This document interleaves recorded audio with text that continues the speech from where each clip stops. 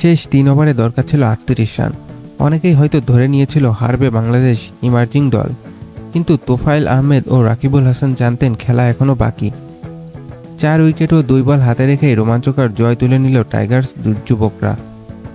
দক্ষিণ আফ্রিকার ইমার্জিং দল প্রথমে ব্যাট করে তোলে 8 উইকেটে 301 রান।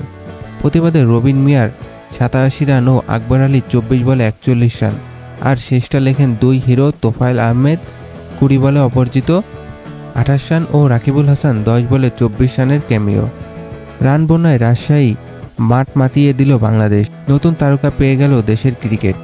গুঞ্জন চলছিল অনেকদিন ধরে বাংলাদেশ পেস বোলিং কোচ হচ্ছেন শন টেইট। অবশেষে সেই গুঞ্জন সত্যি হলো। Officially Tigers pace bowling coach হলেন ওয়াইল্ড থিন শেন টেইট। অ্যান্ড্রু অ্যাডামস ছিলেন বর্তমান কোচ, তবে পারফরম্যান্সে বিসিবি ছিল অসন্তুষ্ট। মেয়াদ শেষ হওয়ার আগেই পারস্পরিক সমঝোতায় বিদায়। এখন দায়িত্ব পেলেন সাবেক Australian express fast bowler Tait, যিনি ছিলেন নিজেই বোলিংয়ের আতঙ্ক। অবশেষে গুঞ্জন সত্যি, টেস্ট ক্রিকেটকে বিদায় বলে দিল বিরাট কোহলি।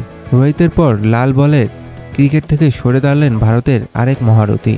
14 বছর ক্যারিয়ারে 123টি টেস্ট খেলে 9230 রান, 30টি সেঞ্চুরি, 31টি 50, যা টেস্ট ইতিহাসে এক অনন্য নাম বিরাট কোহলি। শেষ বছরটা হয়তো ভালো কাটেনি, তবে স্মৃতি রেখে গেলেন অসংখ্য। টি20-র পর টেস্ট, তবে ওয়ানডে ও ফ্র্যাঞ্চাইজ ক্রিকেটে এখনও রাজত্ব চালাবে।